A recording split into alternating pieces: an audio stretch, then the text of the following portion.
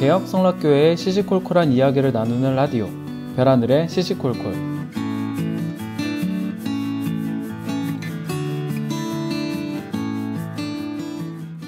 안녕하세요, 별하늘입니다.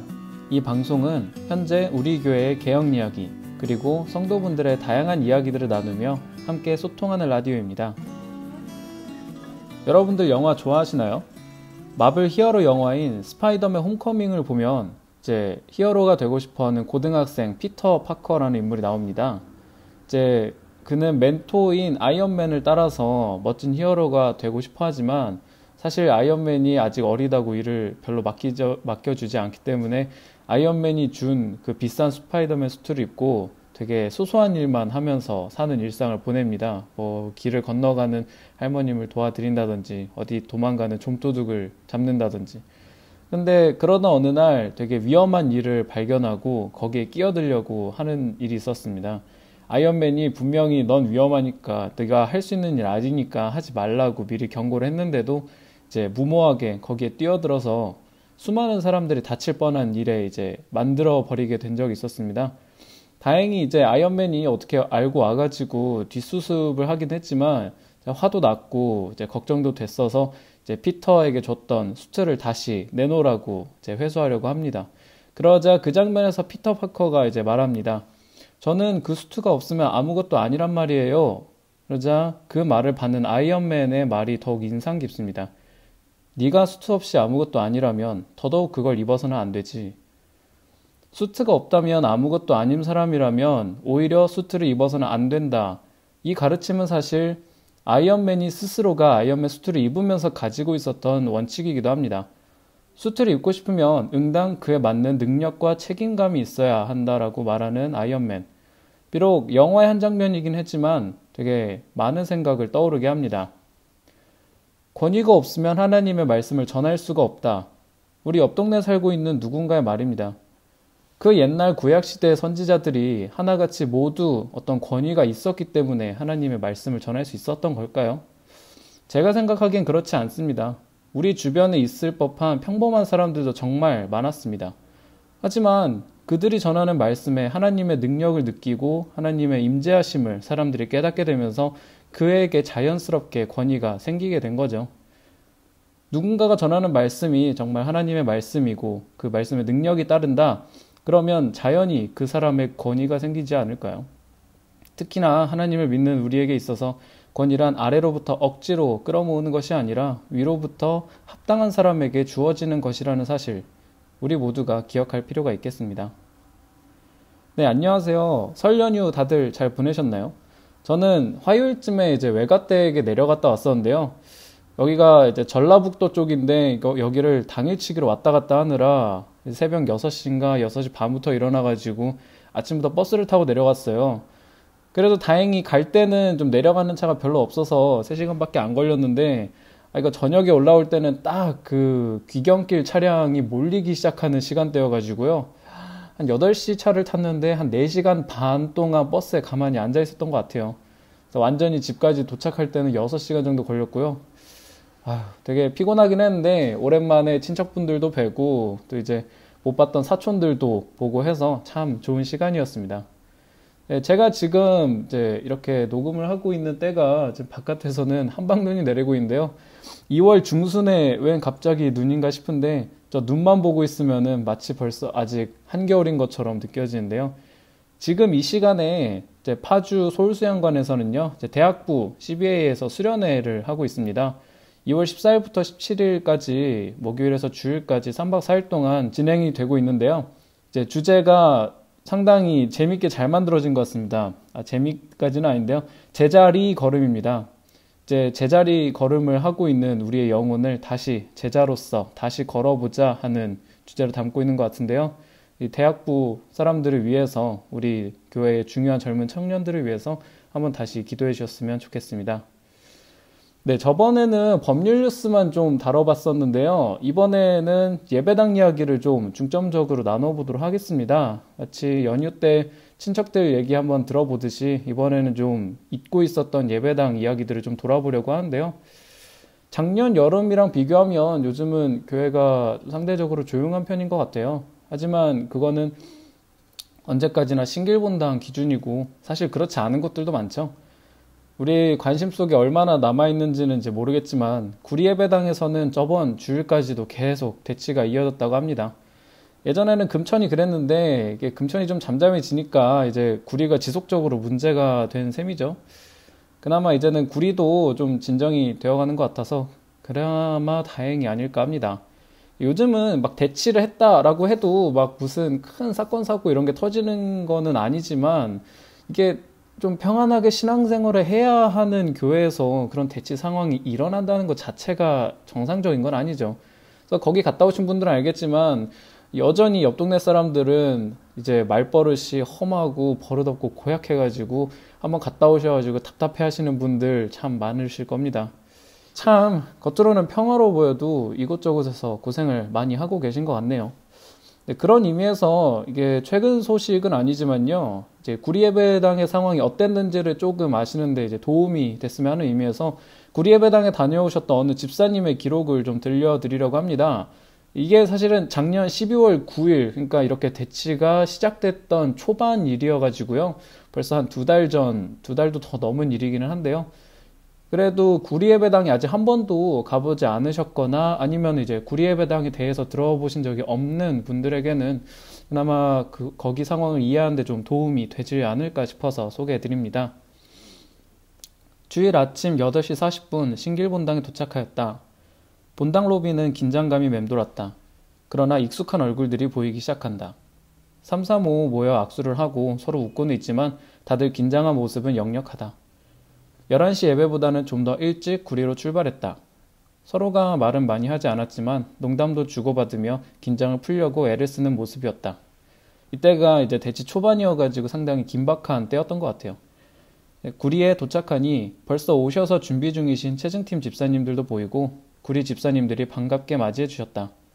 그 시각 2층에는 벌써 많은 맹습 인원이 진을 치고 있었다. 그 전날까지 2층 식당을 같이 사용하는 것으로 합의된 것이 주일 전날 저녁에 갑자기 일방적으로 파기된 상황이었다.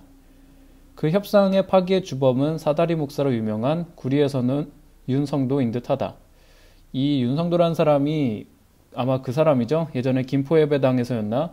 그 사다리 위에서 이제 작업하시던 우리 개혁 집사님을 사다리를 막 흔들어서 떨어뜨려서 엄청 다치게 했던 그 사람이죠. 아, 그 집사님은 괜찮으실까요? 그래서 오늘은 2층의 공용 공간을 사용하기 위해 들어가고 이것을 막는 맹습의 불법적인 행동을 체증하기로 했다. 특히 이날은 신길본당에서도 함께 예배를 드리기 위해 온다고 했다. 전주에 구리 예배당의 11시 예배에 2층과의 충돌로 많은 인원이 같이 예배하는 것이 없어서 안타까운 마음이 모였던 것 같다. 어차피 오늘은 맹습들이 워낙 막고 있으니 이곳에 모이는 성도들과 구리 성도들은 모두 예배에 집중했으면 한다고 말씀드렸다. 또한 대응도 예배가 시작되면 멈추고 오늘은 구리 성도들과 같이 구리 3층 본당에서 다 같이 예배하자고 말씀드렸다. 9시 예배가 끝나고 11시 예배를 드리기 위해 올라가는 과정에서 굳이 설명이 필요하지 않은 동일한 상황이 반복되었다. 똑같은 멘트에 반말에 욕설이 난무하고 눈이 돌아간 모습이 정말 안타까울 뿐이다. 오늘은 예배에 집중하자 하면서도 막상 상황이 벌어지니 참 난감한 시간을 몇 분을 보냈다. 얼마 후 신길동에서 도착한 성도들이 들어오기 시작했다. 유튜브로 11시 예배가 찬양팀의 찬양으로 시작이 되고 앞줄부터 예배에 오신 장로님, 권사님, 그리고 많은 성도님들이 채워주셨다. 이때 맹습은 3층 방송실에 2명이 들어가야 한다고 주장을 했다. 그 이유는 자기들 위성을 위해서라고 하는데 2주 전에 이 위성은 2층에서도 할 수 있게 조치가 된 상황이다. 결국 자기들이 승소한 주문에 같이 사용할 것을 주장하며 그 전주에는 카메라를 들고 들어와 예배를 하는 성도들을 체증했다고 한다. 많은 성도분들이 같이 찬양하고 예배하는 모습에 갑자기 눈물이 다 나왔다.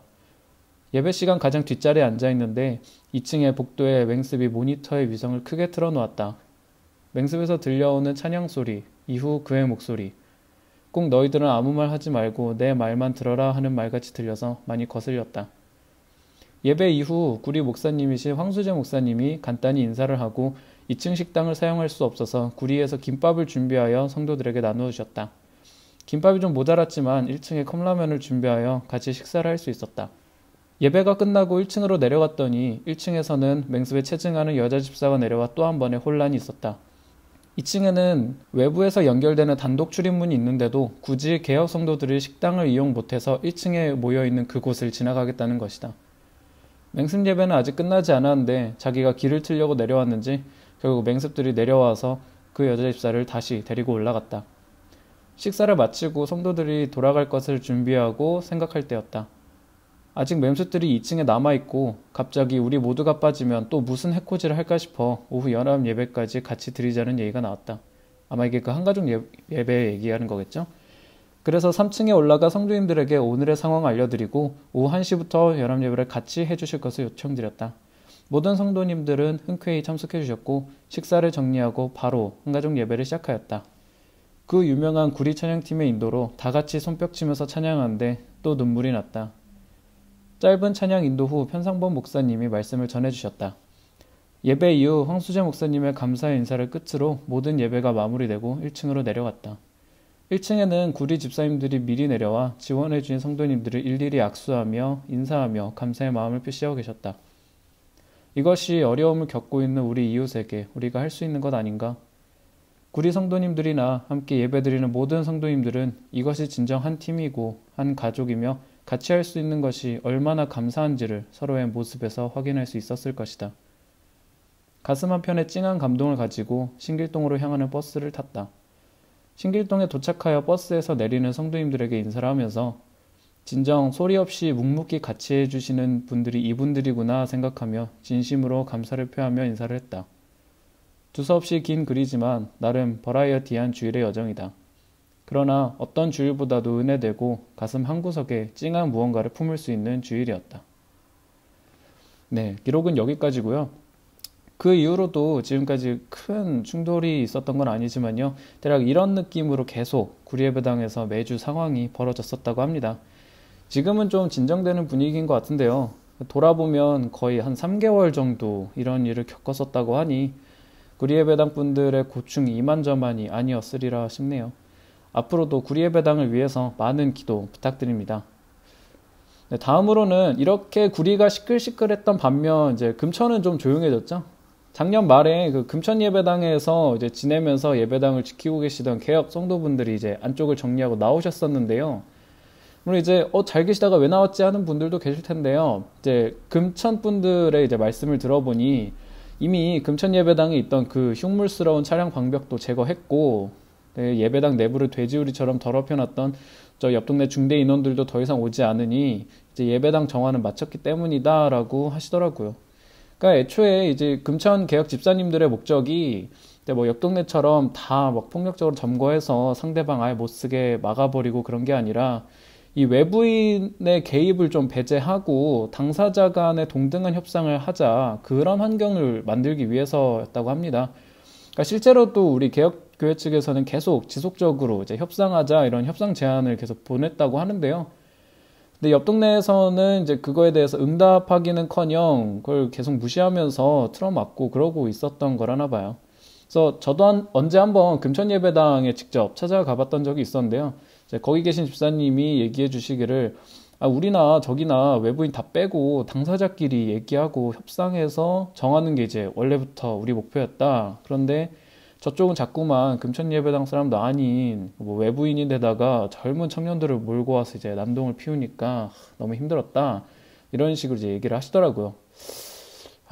좀 올해 표어를 교회를 수호하자라고 잡은 사람들이 왜 오히려 교회를 때려 부수고 더럽히고 교회에 몸된 성도들 상처 입히고 그러는 건지 전 도대체가 모르겠네요. 근데 생각해보니까 좀 이상한 것 같아요. 그러니까 옆 동네 맨날 우리 보고 뭐 자기네가 우리보다 사람 많다 뭐 그러고 우기잖아요.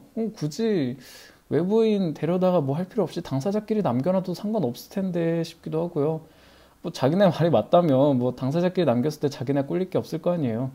근데 굳이 왜 저러는 건지 싶기도 하고 최근에 들려온 소식에 의하면요. 그렇게 처음에 이제 외부인으로서 막 금천 예배당에 몰려와서 막 난동 피우는 사람도 있잖아요. 그 사람들을 저 옆 동네에서 이제 서류상 이제 금천 예배당 사람으로 등록을 시켰다고 합니다. 딱 봐도 인원 불리기인 거는 이제 보이는데 이거 참 치사하다 못해 약간 치졸하네요. 그렇게 이제 현재 그 이후로 금천 예배당은 딱히 이렇다 할 물리적 충돌은 없이 이제 지내고 있지만 그래도 지금 법적 분쟁은 치열하게 오고 가고 있는 상황입니다.